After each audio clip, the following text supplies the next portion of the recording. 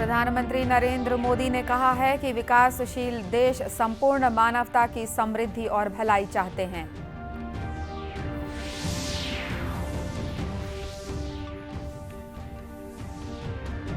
राष्ट्र आज 7वां सशस्त्र बल पूर्व सैनिक दिवस मना रहा है।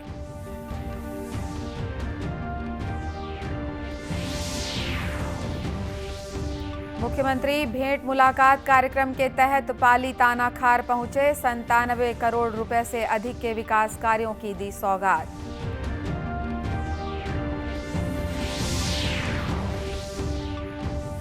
और मकर संक्रांति का पर्व पूरे देश में श्रद्धा और उल्लास के साथ मनाया जा रहा है। श्रद्धालु लगा रहे हैं आस्था की डुबकी।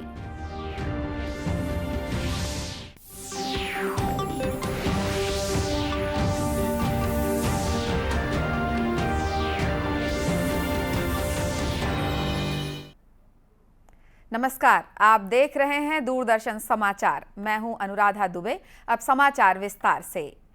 प्रधानमंत्री नरेंद्र मोदी ने कहा है कि विकासशील देश संपूर्ण मानवता की समृद्धि और भलाई तथा वैश्वीकरण चाहते हैं। प्रधानमंत्री ने कल voice of global south summit के समापन सत्र को वर्चुअल माध्यम से संबोधित किया। श्री मोदी ने कहा कि भारत G20 के अध्यक्ष के रूप में ग्लोबल साउथ यानी विकासशील देशों से जुड़े मुद्दों को उठाने का प्रयास करेगा। श्री मोदी ने कहा कि भारत ग्लोबल साउथ उत्कृष्टता केंद्र की स्थापना करेगा। ये केंद्र विकासशील देशों के विकास समाधानों या सर्वोत्तम प्रथाओं पर शोध करेगा।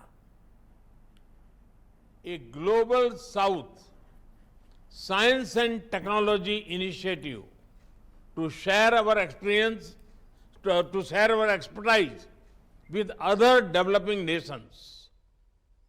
During the COVID pandemic, India's Vaccine Maitri initiative supplied made in India vaccines to over 100 nations. I would now like to announce a new Arogya Maitri project.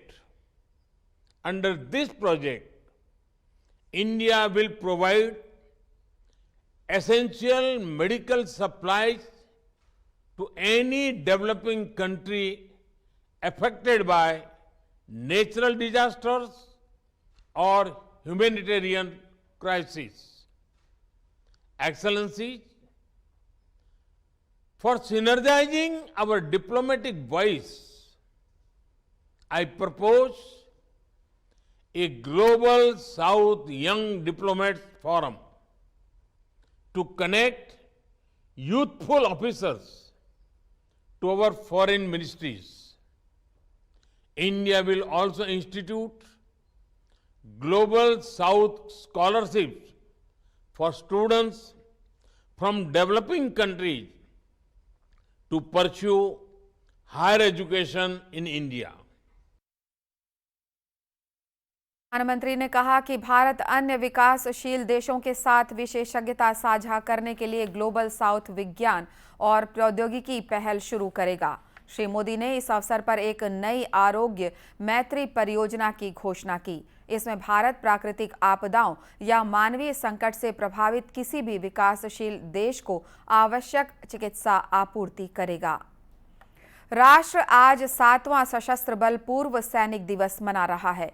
प्रमुख रक्षा अध्यक्ष लेफ्टिनेंट जनरल अनिल चौहान और तीनों सेनाओं के प्रमुखों ने नई दिल्ली स्थित राष्ट्रीय समर स्मारक पर पुष्पांजलि अर्पित की। ये कार्यक्रम देश के 9 संस्थानों झुंझुनू, जालंधर, पानागढ़, नई दिल्ली, देहरादून, चेन्नई, चंडीगढ़, भुवनेश्वर और मुंबई में आयोजित किया जा रहा है।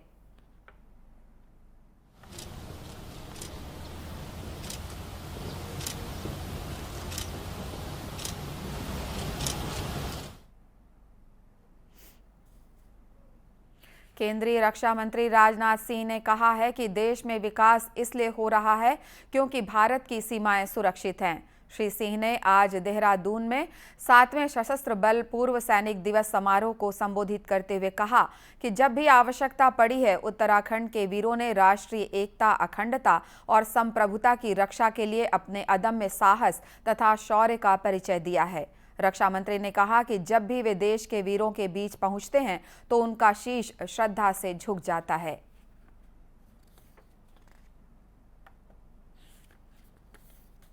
स्वाभिमान की भावना यह व्यक्तिगत भी होती है, पारिवारिक और सामाजिक भी होती है। यह स्वाभिमान की भावना राष्ट्रीय भी होती है। लेकिन यदि दुनिया की कोई ताकत हमारे देश की एकता, अखंडता और संप्रभुता पर आंख उठाकर देखने की जरूरत पड़ती है, तो उस पर हमारे समस्त देशवासियों का जो स्वाभिमान जागृत होता है, वो व्यक्तिगत स्वाभिमान नहीं होता है, वो पारिवारिक अथवा सामाजिक स्वाभिमान नहीं होता है, बल्कि वह राष्ट्रीय स्वाभिमान होता है। और उसका मुंहतोड़ जवाब देने के लिए हमारे सैनिक और हमारे समस्त देशवासी उठ खड़े होते हैं। यह राष्ट्रीय स्वाभिमान की भावना होती है। और यही राष्ट्रीय स्वाभिमान की भावना स्वतंत्रता संग्राम में भाग लेने वाले नौजवानों के अंदर भी थी। तब जाकर यह भारत आजाद हुआ है। और इसी राष्ट्रीय स्वाभिमान के भावना के कारण ही आज हमारे भारत की सीमाएं भी पूरी तरह से सुरक्षित हैं। इससे पहले श्री राजनाथ सिंह और उत्तराखंड के मुख्यमंत्री पुष्कर सिंह धामी ने कर्तव्य पालन के दौरान अपने प्राणों की आहुति देने वाले वीर सैनिकों को देहरादून में शौर्य स्थल युद्ध स्मारक पर श्रद्धांजलि अर्पित की। मुख्यमंत्री भूपेश बघेल भेंट मुलाकात कार्यक्रम के तहत आज कोरबा जिले के पाली तानाखार पहुंचे। इस अवसर पर उन्होंने 97 करोड़ 30 लाख रुपए के विभिन्न विकास कार्यों की सौगात दी। श्री बघेल ने 59 कार्यों का लोकार्पण और शिलान्यास किया। मुख्यमंत्री ने इस दौरान अधिकारियों की समीक्षा बैठक भी ली। श्री बघेल ने पीएचई विभाग को शुद्ध पानी उपलब्ध कराने और समय समय पर पानी की जांच करने के निर्देश दिए। लोक निर्माण विभाग के अधिकारियों को समय सीमा में सड़क निर्माण पूरा करने को कहा।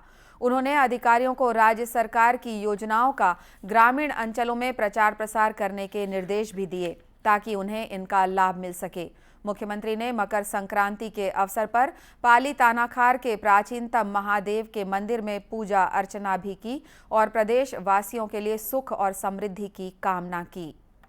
प्रदेश के वाणिज्यिक कर मंत्री टीएस सिंहदेव ने विभाग के अधिकारियों को कहा है कि जीएसटी की वसूली लक्ष्य के अनुरूप होनी चाहिए। उन्होंने कहा कि अभी भी हम लक्ष्य से दूर हैं, इसलिए कर वसूली के लिए प्रयास तेज किए जाने चाहिए। जीएसटी विभाग की समीक्षा बैठक में उन्होंने कहा कि 18,500 करोड़ रुपए वसूली के विरुद्ध वर्तमान में 14,513 करोड़ रुपए की वसूली ही की गई है। टारगेट से 92% से ऊपर की वसूली अभी दिख रही है। लगभग 7% कम टारगेट से वसूली है। 16,000 करोड़ का टारगेट दिया गया था, अभी उसको बढ़ा के 18,500 करोड़ कर दिया गया है और उसके विरुद्ध भी 14,513 करोड़ वसूली अभी डिपार्टमेंट ने की है। तो शेष समय में प्रयास रहेगा कि जो टारगेट मिला है उसको हम पूरा कर लें। श्री सिंहदेव ने कहा कि जो कर वसूली का लक्ष्य दिया गया है उसे जल्द से जल्द पूरा करना है। बैठक में 5 संभाग और राज्य भर के सभी 30 सर्कल के अधिकारी मौजूद थे। हमारे शरीर में कई ऐसी चीजें मौजूद हैं जिन्हें किसी अन्य इंसान के लिए दान किया जा सकता है। इन्हीं में से आपका खून भी है। रक्तदान एक ऐसा दान है, हमारे शरीर के लिए भी फायदेमंद है। आपातकाल में रक्त के लिए किसी को भटकना न पड़े, इसको ध्यान में रखते हुए कोरिया जिले में रक्तदान शिविर का आयोजन किया गया। शिविर में कलेक्टर विनय कुमार लंगे, पुलिस अधीक्षक त्रिलोक बंसल ने रक्तदान किया और अन्य लोगों को भी रक्तदान करने की अपील की। SCCL के गौतम सदन में रक्तदान शिविर का आयोजन किया गया। हमने सोशल मीडिया के माध्यम से प्रचार प्रसार भी किया है और अधिक से अधिक लोग आज यहाँ पर अपना रक्तदान करेंगे। आप सबसे मेरा निवेदन है, कृपया आपके आसपास के जो इसमें रुचि रखते हैं रक्तदान करने में, उनको प्लीज़ निवेदन करेंगे यहाँ पर अधिक से अधिक मात्रा में रक्तदान करें। रक्तदान महादान कहा जाता है और मेरा सभी कोरिया वासियों से यही निवेदन रहेगा कि सभी बढ़ चढ़ कर रक्तदान करें। और एक चीज़ जो ध्यान में रखनी होती है वो केवल यही कि 3 महीने से ज़्यादा का समय हो जाना चाहिए आपके पिछले रक्तदान से, और इमरजेंसी में काम आने वाली चीज़ है जिससे कि कभी भी जीवन रक्षा की जा सके। वहीं एसईसीएल के प्रबंधक बीएम झा ने कहा कि समय समय पर एसईसीएल के द्वारा भी रक्तदान शिविर का आयोजन किया जाता है। साथ ही लोगों को रक्तदान के लिए प्रोत्साहित भी किया जाता है। इसमें सहयोग करता है ताकि जो स्थानीय लोग हैं उन्हें किसी तरह की समस्या का समाधान आपात स्थिति में नहीं करना पड़े, तो उसमें हम लोग पूरा सहयोग करते हैं। आज भी जितना सहयोग हमसे बन पाया है हमने किया है। अब फर्दर हम कोशिश करते हैं, आग्रह कलेक्टर साहब से, यह 6 महीना पर कम से कम ऑर्गेनाइजेशन हो और एसईसीएल सहयोग करेगी। चिकित्सा विशेषज्ञ ने बताया कि रक्तदान से रोग प्रतिरोधक क्षमता बढ़ती है, हृदय रोग का खतरा कम होता है, साथ ही कैंसर की संभावना भी कम होती है। तरलता होती है वो मेंटेन रहता है और बहुत सारे बीमारियों से भी हम बच सकते हैं, ताकि हमारा बोन मेरो जो जहाँ से ब्लड बनता है शरीर में वो भी एक्टिवेट होता है ब्लड डोनेट करने से। तो ये हमको व्यक्तिगत फ़ायदे होते हैं ब्लड डोनेशन के। कार्यक्रम के अंत में रक्तदान करने वालों को प्रमाण पत्र भी प्रदान किया गया। मकर संक्रांति का पर्व पूरे देश में श्रद्धा और उल्लास के साथ मनाया जा रहा है। ये त्योहार भगवान सूर्य को समर्पित है और आज के दिन सूर्य धनु राशि से मकर राशि में प्रवेश करते हैं। मकर संक्रांति को उत्तरायण के नाम से भी जाना जाता है, जिसका अर्थ है सूर्य की गति उत्तर की ओर होना। इस पर्व को देश के विभिन्न हिस्सों में अलग अलग नाम से मनाया जाता है। कर्नाटक में पोंगल, पंजाब में लोहड़ी और उत्तरायण, जबकि अन्य भागों में खिचड़ी या माघी के रूप में भी इस त्योहार को मनाने की परंपरा है। प्रधानमंत्री ने मकर संक्रांति के अवसर पर लोगों को बधाई दी है। श्री मोदी ने कहा कि वे सभी के जीवन में बेहतर स्वास्थ्य और खुशियों की कामना करते हैं। मकर संक्रांति के अवसर पर प्रयागराज में भक्तों ने आस्था की डुबकी लगाई। कड़ाके की ठंड के बावजूद श्रद्धालुओं में उत्साह की कमी नजर नहीं आ रही है। जाना जाता है जो तमाम तैयारियां हैं वो साफ तौर पर नजर आ रही है और ऐसे में सुबह से ही जो श्रद्धालु हैं वो आस्था की डुबकी लगाने के लिए नदी के किनारे पहुंच चुके हैं। तो ऐसे में मकर संक्रांति के मौके पर प्रयागराज में श्रद्धालुओं ने संगम तट पर स्नान किया। इधर छत्तीसगढ़ में भी मकर संक्रांति का पर्व धूमधाम से मनाया जा रहा है। राजधानी रायपुर के महादेव घाट में बड़ी संख्या में श्रद्धालुओं ने डुबकी लगाई और भगवान सूर्य की पूजा अर्चना की। इसके अलावा राजिम के त्रिवेणी संगम में भी लोगों ने आस्था की डुबकी लगाई। भिलाई स्थित भगवान अयप्पा मंदिर में भी मंडला पूजा का विशेष आयोजन किया गया। भगवान अयप्पा स्वामी के भक्तों द्वारा 41 दिनों का व्रत रखने के पश्चात इस तरह की विशेष पूजा का आयोजन किया जाता है।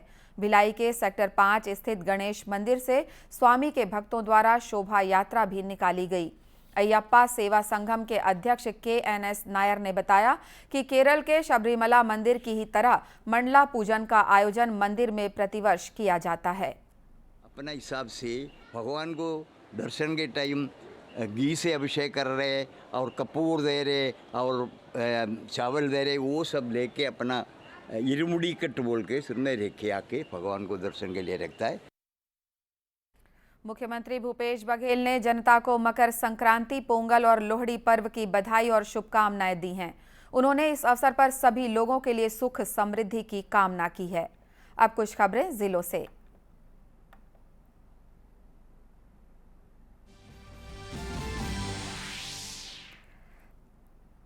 छत्तीसगढ़ भंडार गृह निगम के अध्यक्ष अरुण वोरा ने राजनांदगांव शहर स्थित भंडार गृह निगम के गोदामों का आकस्मिक निरीक्षण किया।